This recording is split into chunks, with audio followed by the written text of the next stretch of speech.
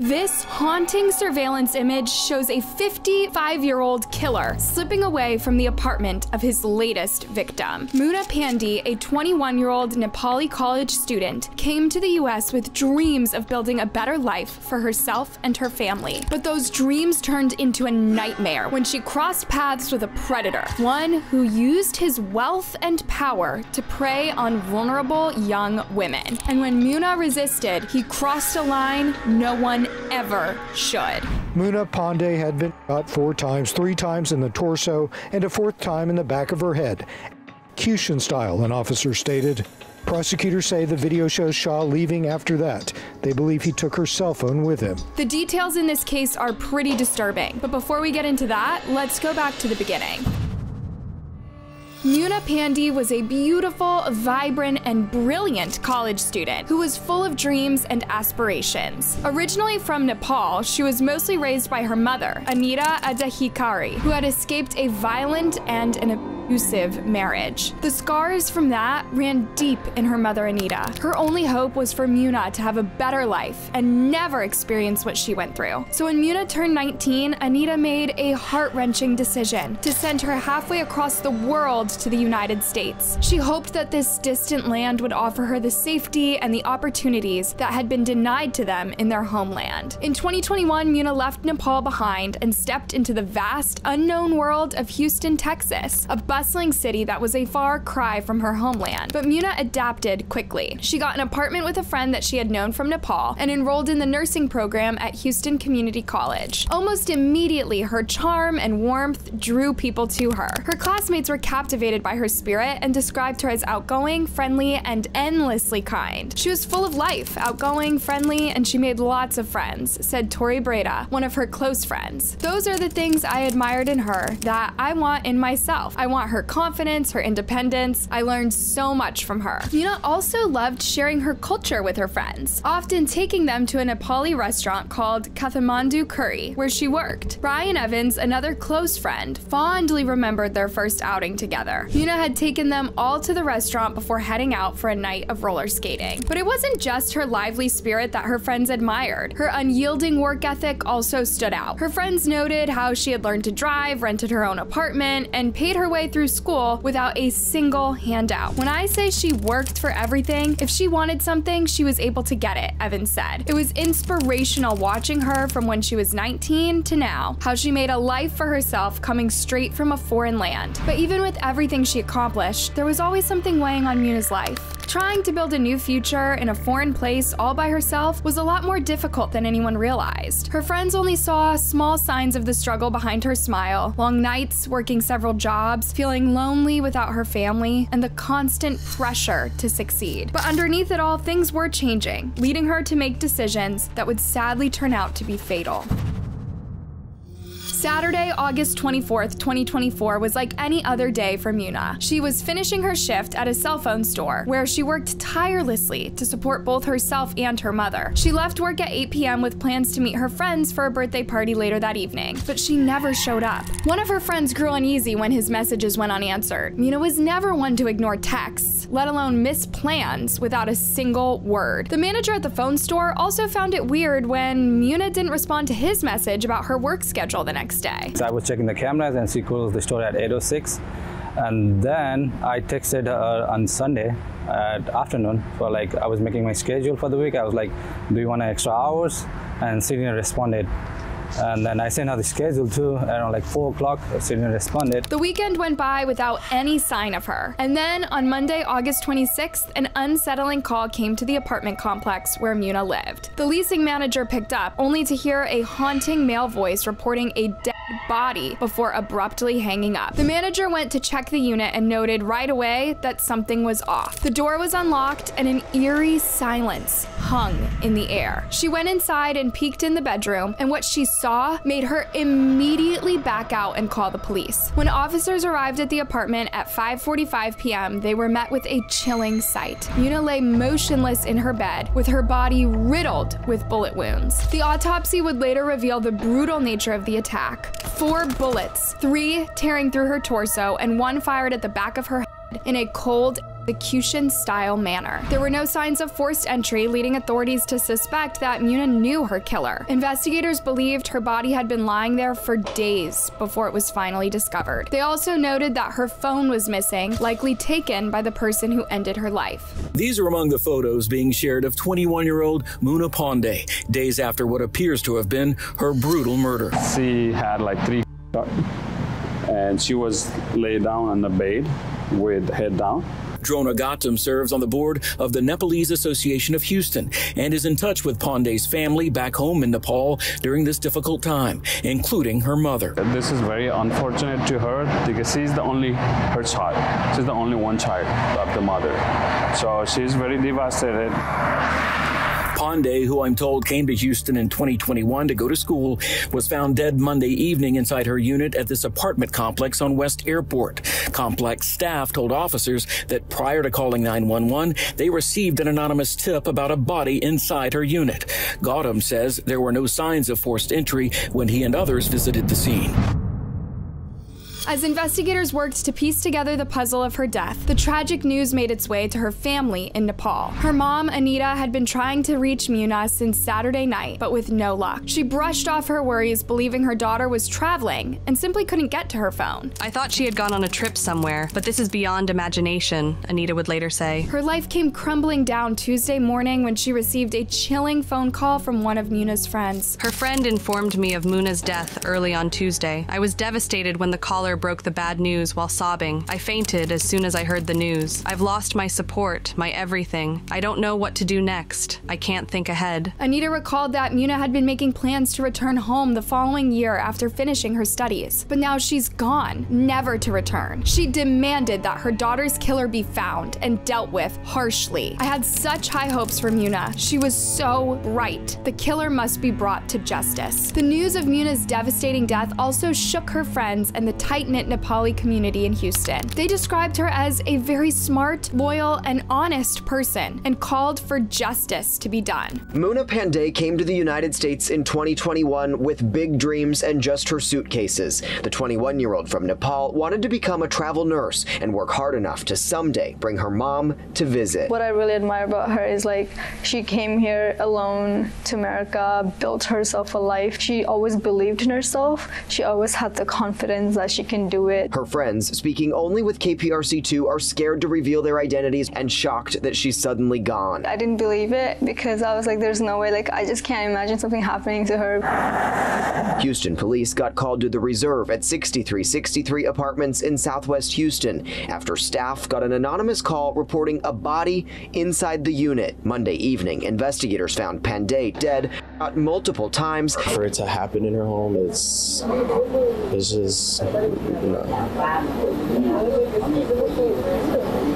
it's just hard to describe. Outside her front door, this friend brought flowers to a growing memorial with a message that reads, "Fly high, sweet girl." Nobody's gonna forget her, and nobody can forget her. She just had that type of personality. Muna's friends started a GoFundMe page and raised over $40,000 for Anita to travel to Houston for her daughter's funeral. The emotional service was attended by hundreds of people who came to mourn her death and show their support to her family. As you'll see, it was a very emotional ceremony. The funeral took 2 weeks because Muna's mother had to travel to Houston to say her final goodbye to her only child. The language of a heartbroken mother is universal. At today's traditional Hindu funeral ceremony, every seat in the room was taken. I was very happy when she came to America and she moved to Houston for me. Muna's best friend from Nepal has known her since she was 10 years old. I was hoping that for the rest of my life, we would be inseparable like we were. She says she still can't believe any of this is real. I just think that she's gonna text me again. It just hasn't hit me yet. What was the motive of it? That's the answer that we're waiting for. Drona Gautam with the Nepalese Association of Houston helped organize today's ceremony. He says about half of the people here today knew Muna, the others strangers, touched by the tragedy. According to the Hindu religion, Drona Gautam says Muna's killer will face justice, now or later. Karma, basically, yeah. And as all religions said, it's karma. Meanwhile, investigators were working around the clock trying to find the person responsible for the heinous murder. They questioned family members and friends, hoping for any clue that could break the case open. Muna's mom, Anita, revealed that her daughter had once mentioned dating a white American man, but she didn't know where that relationship stood in recent times. But the most disturbing lead came from one of Muna's close friends. About a year before her death, Muna had reportedly confided in him that she had a stalker. He didn't share many details like what the stalker had done and how she had discovered it, but he said that he had helped Muna install motion-activated cameras above her apartment door. Strangely, after the camera was set up, the harassment suddenly stopped. This revelation sent a shiver through the investigators. It suggested that the shadow looming over Muna's life had been lurking longer than anyone knew. Investigators wanted to go through the surveillance camera to see if it captured anything from the night she was killed, and what they found was truly chilling. When investigators accessed the recordings, they uncovered 3 haunting videos from the night of her murder. In the first video, captured around 8:40 p.m., she was seen approaching her door with a man by her side. She was carrying a shoebox, a shopping bag, a black jacket, and her purse. But the man held something far more sinister, a gun. He ordered her to open the door. Muna, who appeared nervous and scared, asked what he planned to do, and he responded by racking the side of the gun and telling her to open the door again. Muna hesitantly unlocked the door, and the man shoved her inside, locking it behind them. One of the neighbors said that he heard loud thumps from her apartment around 9 p.m. that night. Then an hour later, the camera recorded the strange man leaving the apartment, and this time he was clutching the black purse Muna had been carrying earlier. Authorities believe that within that grim window, Muna's life had been taken. Houston police shared this still image from a surveillance camera yesterday of a man leaving the apartment unit of 21-year-old Muna Pandey. By Wednesday, August 28th, the suspect's image was plastered all over social media and local TV screens, and it didn't take long for calls to start flooding in, each one offering clues about the man's identity. One call in particular stood out. It came from the owner of the Nepali restaurant where Muna had once worked. He revealed that the man had been a regular patron of the restaurant, often chatting with the women who worked there and leaving unusually large tips. He believed that's how Muna likely had crossed paths with him. The restaurant owner added something else. He had been in contact with the man about starting a business. In fact, he had copies of the man's driver's license, cell phone number, which he immediately handed over to the investigators. The other caller was a woman who said that she recognized the man from the footage instantly. She knew him as Bobby Shah, someone she met through a sugar daddy website back in 2012. Armed with this information, authorities quickly zeroed in on 51-year-old Bobby Sinsa. He was arrested on September 4th during a traffic stop, wearing still the same red-stained clothes captured on camera as he left Muna's apartment. The gun, which police believe was the murder weapon, was also found in his car. But who was Bobby Shah, and why did he kill Muna?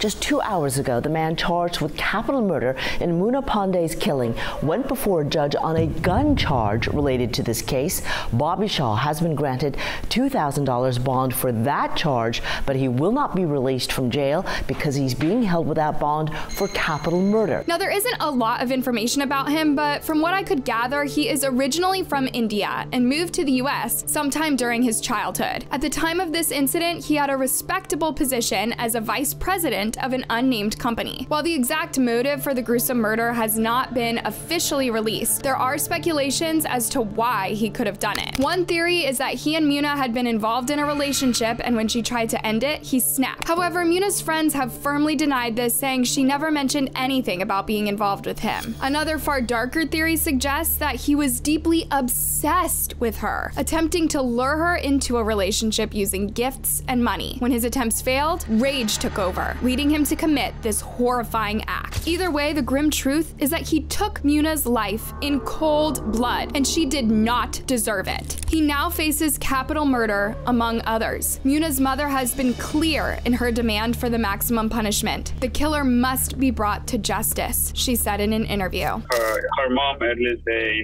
thank God, at least he's arrested, and asking for maximum penalty for him. It's unclear if Pandey's death was the result of a random crime or if the the pair had previously met. We don't know what caused him to do this action, but we want justice for her memory and for all the women who died violently.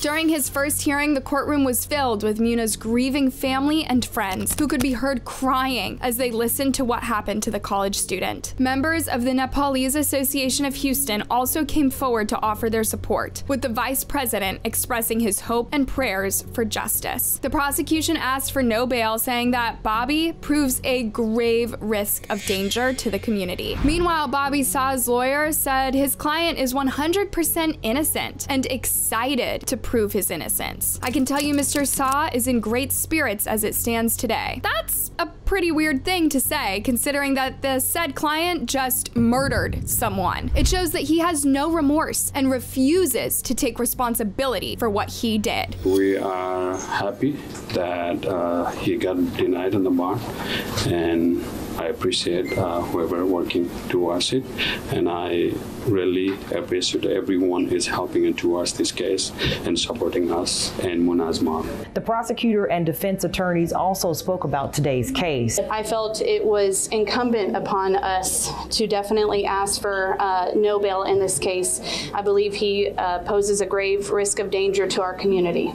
The evidence that he's provided us, the conversations that he's had with us, there's no reason for us to believe that he is not guilty of the case that he's been charged with, which is capital murder. And we're looking forward to proving his innocence in the court of law. As of October 2024, there have been no new updates on the case, though Bobby is still being held without bond. It would take a few years before the trial begins, but if he is found guilty, he faces life in prison. Now, if you thought this case was shocking, the next one will leave you horrified. But before you go, let me know your thoughts about this case in the comments. Also, like, subscribe, and hit the bell button for more videos.